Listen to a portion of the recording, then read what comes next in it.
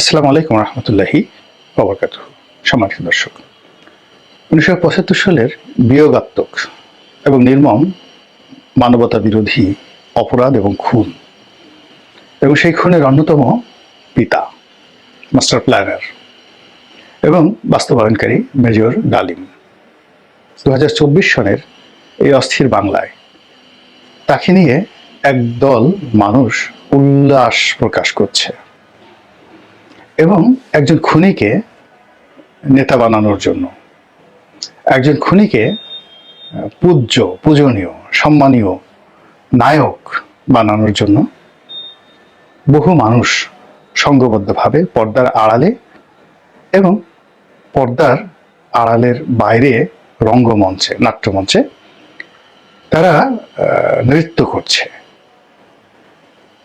এবং এটি আমাদের এই বর্তমান জমানার কত বড় দুর্ভোগ এবং দুর্দশার কারণ, এবং এটি আমাদের মানসিক বৈকল্যতার কতটা কারণ হতে পারে সে বিষয়টা নিয়ে মূলত আলোচনা করব। এখন যারা ওনাকে নায়ক বানাতে চাচ্ছেন, জনাব মেজর ডালিম ওরফে খুনি ডালিম, এখানে হলে তিনি আত্মশিক্ষিত খুনি, নিজেকেই তিনি দাবি করেছেন। ফলে একটা কোর্ট তাকে বলেছে তিনি সাজাপ্রাপ্ত, তারপর তিনি নিজের মুখে স্বীকার করেছেন। ফলে তাকে খুনি বলাটা আসলে আমার জন্য কোনো বিষয় নয়, আর তার জন্য এটা বিষয় নয়, বিকজ তাকে এই নামে পরিচয় দিলে he is a murderer of Sheikh Mujib and his family, এটা নিয়ে তিনি গর্ব করেন যে আমি এরকম একটা খুন করতে পেরেছি, এই জন্য আমি গর্বিত, আমি আনন্দিত। এবং তার বক্তব্য হলো যে শুধু আমি আনন্দিত নয়, আমার যে পিতা আমাকে জন্ম দিয়েছে, আমার পিতার উল্লাস করা উচিত। এবং তার এই খুনের কারণে তার ভিতরে এরকম দম্ভ যে আমার মতো শ্রেষ্ঠ মানুষ এই পৃথিবীতে আর দ্বিতীয়টি নেই। এই বাংলায় আমি জন্ম নিয়েছি বলেই এই বাংলা এত সুন্দর, আমি শেখ মুজিবকে খুন করেছি। এরকম একটা আত্মতৃপ্তি যদি না থাকে, তাহলে এই হত্যাকাণ্ডের এত বছর পর তিনি এখন বৃদ্ধ হয়ে গেছেন। তার বয়স এখন 78 বছর, 78 ইয়ার্স। তো এই 75 বছর বয়স নয় যেটা তিনি সেখানে বলেছেন, কাগজপত্রে তার বয়স 78 ইয়ার্স, 78 বছর। এই বয়সে মানুষের অনুশোচনা থাকে, তার মুখে খোঁচা খোঁচা দাঁড়িয়ে আছে। তো অন্যান্য যারা বঙ্গবন্ধুর খুনি ছিলেন তারা কিন্তু প্রায় সবাই অনুশোচনায় ভুগেছেন। ভারতে ক্যাপ্টেন মাজেদ, কিংবা কানাডাতে নূর, কিংবা যারা ফাঁসির মঞ্চে গিয়েছেন সেই মেজর মহিউদ্দিন, তারা সবাই আফসোস করেছেন, অঝরে কেঁদেছেন এবং সারা জীবন অনুশোচনা করেছেন। শুধুমাত্র কর্নেল ফারুক এবং কর্নেল রশিদ এবং এই লোকটি, যেটি হলো যাকে বলা হয় এই ডালিম এবং মেজর বজলুল হুদা, এই কয়জন লোক দম্ভ করেছে প্রকাশ্যে এবং করে যাচ্ছে এখন মেজর ডালিম। বাকি যারা ছিলেন মোরালে সবাই কিন্তু অনুশোচনা করেছেন। কেউ বলেছেন যে আমি বাধ্য হয়েছি, চক্রান্তের কারণে আমার কোনো ওয়ে ছিল না, আমি গ্রুপের মধ্যে পড়ে গেছি, ইত্যাদি ইত্যাদি নানা ঘটনা তারা বলেছেন। এবং তারপরেও তাদের সেই অনুশোচনার কারণে তাদের কর্মপন্থা তারা চেঞ্জ করেছেন, দাঁড়িয়ে রেখেছেন, নামাজ পড়েছেন, তওবা করেছেন, তসবিহ পড়েছেন, তাহলিল পড়েছেন, কিন্তু শাস্তি, দুনিয়ার শাস্তি এবং প্রকৃতির শাস্তি, মানুষের শাস্তি এবং আল্লাহর শাস্তি, এই দুনিয়াতে যা হয় এর কোনোটা থেকে তারা বাদ যাননি।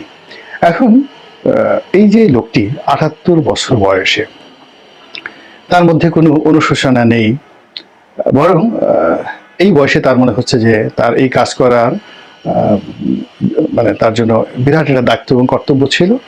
এবং এখন যদি তার সুযোগ থাকতো তাহলে তিনি শেখ হাসিনাকে, শেখ রেহানাকে এবং শেখ পরিবারের বাকি যারা আছে এই সময়টাতে, যাদের সবার বিরুদ্ধে অভিযোগ এবং মানুষ যাদের প্রতি বিক্ষুব্ধ এই মুহূর্তে, তিনি যদি সুযোগ পেতেন এবং তাকে যদি কেউ এরকম সুযোগ করে দিতেন, প্রত্যেকটা মানুষকে তিনি নিজ হাতে ব্রাশ ফায়ার করে তিনি মেরে ফেলতেন এবং মেরে ফেলে তিনি আবার দম্ভ করতেন যে আমি মেজর ডালিম বলছি। তো এরকম একজন বীর পুরুষ, সেই বীর পুরুষকে নিয়ে যারা মাথা করে নাচছেন, তারা প্ল্যান কি? তাকে কি বানাবেন? তাকে আগামী দিনে রাষ্ট্রপতি বানাবেন? এর কারণ হলো তাকে প্রধানমন্ত্রী বানানো যাবে না, প্রধানমন্ত্রী ছোট পদ। এর কারণ হলো তিনি একজন রাষ্ট্রপতিকে মেরে ফেলেছেন। তো যে রাষ্ট্রপতিকে মারতে পারে সে তো রাষ্ট্রপতির নিচে অন্য কোনো পদ পদবি পেতে পারে না। ফলে বাংলাদেশের যে শাসন কাঠামো, সাংবিধানিক কাঠামো, এটা পরিবর্তন করে প্রেসিডেন্সিয়াল ফর্ম অফ গভর্নমেন্ট তৈরি করে মেজর ডালিমকে নিয়ে যারা উৎফুল্ল, তারা যদি তাকে রাষ্ট্রপতি বানায়, গণপ্রজাতন্ত্রী বাংলাদেশের রাষ্ট্রপতি বানায়, তাহলেই বোধ হয় এই লোকটির উপযুক্ত যে পুরস্কার, সেই পুরস্কার তার যারা প্রমোটার, সেই প্রমোটাররা করতে পারে। আমরা সবাই জানি যে বঙ্গবন্ধু হত্যাকাণ্ডের পেছনে ভারতের একটা হাত ছিল, মার্কিন যুক্তরাষ্ট্রের একটা হাত ছিল, এমনকি পাকিস্তানের হাত ছিল। তার সঙ্গে সঙ্গে আমাদের স্থানীয় জনগণের যে বিরক্তি, ক্রোধ, ক্ষোভ, এটা ছিল। সেনাবাহিনীর মধ্যে প্রচণ্ড অসন্তোষ ছিল এবং তার এই খুনের সঙ্গে যারা সম্পৃক্ত অনেকেই তার দ্বারা ব্যক্তিগতভাবে ক্ষতিগ্রস্ত হয়েছেন। এটা সত্য কথা, এতে কোনো সন্দেহ নেই। কিন্তু তার বিনিময়ে তাকে খুন করতে হবে, এটি পৃথিবীর কেউ কখনো আজ পর্যন্ত স্বীকার করেনি। এবং বাংলাদেশের যে ঐতিহ্য, ইতিহাস, সেই ইতিহাসে বঙ্গবন্ধুর এই নির্মম হত্যাকাণ্ড, সপরিবার হত্যাকাণ্ড, এটি একটি কলঙ্ক হয়ে আছে এবং আরও হাজার হাজার বছর ধরে এটি পাঠ্য বইয়ে থেকে যাবে, মানুষের মনে মস্তিষ্কে থেকে যাবে। তো যেটা বলছিলাম যে আমাদের এই দেশে যারা খুনি হন, বাংলাদেশের দুর্ভাগ্য যে অনেক খুনি বাংলার সিংহাসনে বসেছেন। একজন সম্রাট ছিলেন মুজাফফর শাহ। তো এই মুজাফফর শাহ মূলত প্রেসিডেন্সিয়াল গার্ড রেজিমেন্টের একজন কমান্ডার ছিলেন।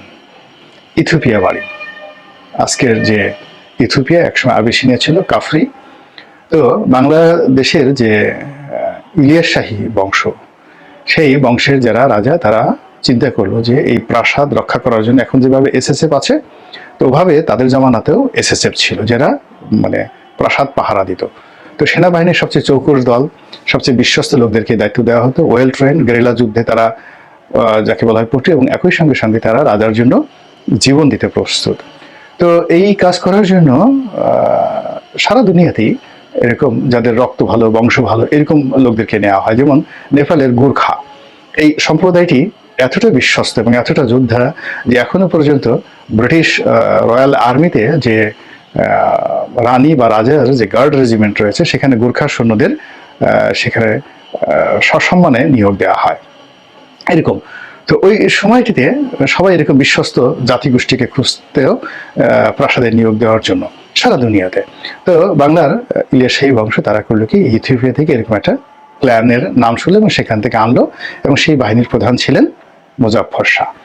তো এই বাংলার আবহাওয়া এত খারাপ যে ইথিওপিয়ার মতো দেশে যাদের সুনাম সুখ্যাতি ছিল হাজার বছরের, যে যারা বেইমানি করে না, মুনাফিকি করে না, কিন্তু এই বাংলার আলো বাতাস পাওয়ার সঙ্গে সঙ্গে এই লোকগুলো বেইমান হয়ে গেল, মুনাফিক হয়ে গেল, বিশ্বাসঘাতক হয়ে গেল, এবং যে রাজা তাদেরকে আনলেন তাকে রক্ষা করার জন্য, সেই রাজাকে সে মেরে সে সিংহাসনে বসে গেল।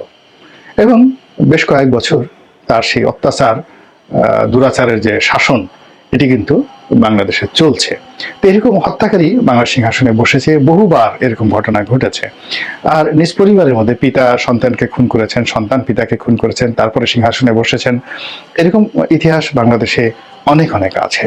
তো সেই ক্ষেত্রে মেজর ডালিম যদি রাষ্ট্রপ্রশাসিত শাসিত শাসন ব্যবস্থা একটি বিশেষ গোষ্ঠীর প্রতিনিধি হিসাবে তিনি প্রেসিডেন্টের দায়িত্বভার গ্রহণ করেন এবং বাংলাদেশে একটি বিশেষ সুশাসন প্রতিষ্ঠা করেন, আইনের শাসন প্রতিষ্ঠা করেন, এবং তার যে হাত রয়েছে, রক্তে রঞ্জিত হাত রয়েছে, এই রক্ত রঞ্জিত হাত দিয়ে তিনি যদি বিএনপি এবং আওয়ামী লীগ দুটো দলকে আচ্ছা মতো প্যাদানি দিয়ে বাংলার জমিনে এদের রাজনীতির কবর রচনা করতে পারেন, এবং এখানে যত যাকে বলা হয় রাজনৈতিক প্রতিভাবান লোক রয়েছে, যারা ডালিমের যারা মালিক, ডালিম যাদের পুতুল, এই ৭৮ বছর বয়সে তিনি যাদের পুতুল হয়েছেন, যাদের পাপেট হয়েছেন, যাদের মাউথ পিস হয়েছেন, তাদেরকে খুশি করার জন্য, তাদেরকে ক্ষমতায় চিরস্থায়ী করার জন্য তিনি তার সেই রঞ্জিত হাত দিয়ে যদি রাক্ষসের ভূমিকায় অবতীর্ণ হয়ে বাংলাদেশের মূল ধারার যে সকল রাজনীতি যারা করেন, ইতিবাচক রাজনীতি করেন, গণমানুষের রাজনীতি করেন, গণতন্ত্রের কথা বলেন, তিনি যদি সবাইকে তিনি শেষ করে দিতে পারেন, কণ্ঠরোধ করতে পারেন, তাহলে ডালিমের যারা উদ্ভাবনকারী, এই মুহূর্তে উনি তো লুকায়িত ছিলেন, বহুদিন 50টি বছর তিনি গর্তে ছিলেন, লুকায়িত ছিলেন। তো তাকে কষ্ট করে খুঁজে বের করা, তাকে রাজি করা, এবং তার পেছনে তো টাকাও দিতে হয়েছে। এর কারণ হলো এই লোক বিদেশে কোনো তার কাজ নাই, কর্ম নাই, চাকরি নাই, বাকরি নাই, তো তাকে তো সংসার চালাতে হয়। তো তিনি যে বেঁচে আছেন, এটা তো কারো না কারো দয়াতে তিনি বেঁচে আছেন। তো এই অবস্থাতে এতগুলো তিনি যে একটা ঝুঁকি নিয়েছেন, সেই ঝুঁকির পেছনে নিঃসন্দেহে একটা বিশাল বিনিয়োগ আছে। সেই বিনিয়োগ শত কোটি টাকাও হতে পারে, অস্বাভাবিক কিছু নয়। এখন সেটা দেশি চক্র হতে পারে, বিদেশি চক্র হতে পারে, ভারত হতে পারে, আমেরিকা হতে পারে, বাংলাদেশ হতে পারে, পাকিস্তান হতে পারে, এনিথিং, কিন্তু ডাজ নট ম্যাটার। আমার বক্তব্যটা হলো যে যারা তাকে নামিয়েছেন, তারা যদি এই জায়গাতেই শেষ করে দেন যে উনি একটা বক্তব্য দিলেন, একটু হাওয়া বাতাস দিলেন, চলে গেলেন, তাহলে এটা হয় না। এই ভদ্রলোকের প্রতি অন্যায় করা হবে, অবিচার করা হবে। এত বড় একজন মানুষ, যিনি এত একটা যুগান্তকারী হত্যাকাণ্ড তিনি ঘটিয়েছেন, এবং 50টি বছর ধরে তার সেই যে হত্যা করার যে গৌরব, সেই গৌরব তিনি বহন করে বেড়াচ্ছেন।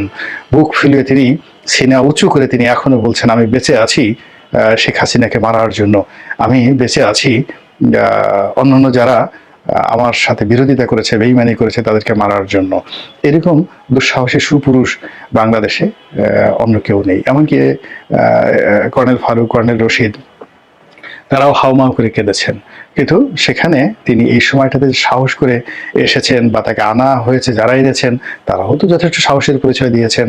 তো এই সাহস এবং ইনভেস্টমেন্ট এখানে, এবং ত্যাগ এবং তিতিক্ষা, তারা তো বাঙালি জাতিকে উদ্ধার করার জন্য একটা খুনির হাতে দেশের রাষ্ট্রভার তুলে দিয়ে পুরো একটা জাতিকে কোন পর্যায়ে তারা উঠাতে চাচ্ছেন, সারা বিশ্বকে চমকিত করে দেওয়ার জন্য, যে দেখো দেখো দেখো, আমরা একজন খুনিকে রাষ্ট্রপতি বানিয়েছি, আমরা একজন খুনিকে নেতা হিসেবে মান্য করি, দেখো দেখো দেখো, আমাদের রুচি দেখো, আমাদের বিবেক দেখো, বোধ দেখো, আমরা একজন খুনির প্রশংসা করি, আমরা একজন খুনিকে ভালোবাসি, আমরা একজন খুনিকে তোষণ করি। তো কাজেই তারা যদি এই লোকটিকে একজন রাষ্ট্রনায়ক রূপে ভোট দিয়ে হোক, সিল পিটিয়ে হোক, জোর করে হোক, যেভাবে হোক রাষ্ট্র ক্ষমতায় বসিয়ে, ওই যে বঙ্গভবন, জনাব চুপ্পু সাহেব যেখানে বসে আছেন, তাকে বাদ দিয়ে ওখানে বসিয়ে, সেখানে যদি জিয়াউর রহমান সাহেবের চেয়ে বড় কোনো রাষ্ট্রনায়ক সেখানে তারা পয়দা করতে পারেন এই লোকের মাধ্যমে, তাহলেই হয়তো তাদের এই যে কষ্ট, কত কষ্ট তারা করেছেন, কত টাকা এই সময় দেখেন, এমনি বাংলাদেশে কত অভাব, যদি মেজর ডালিম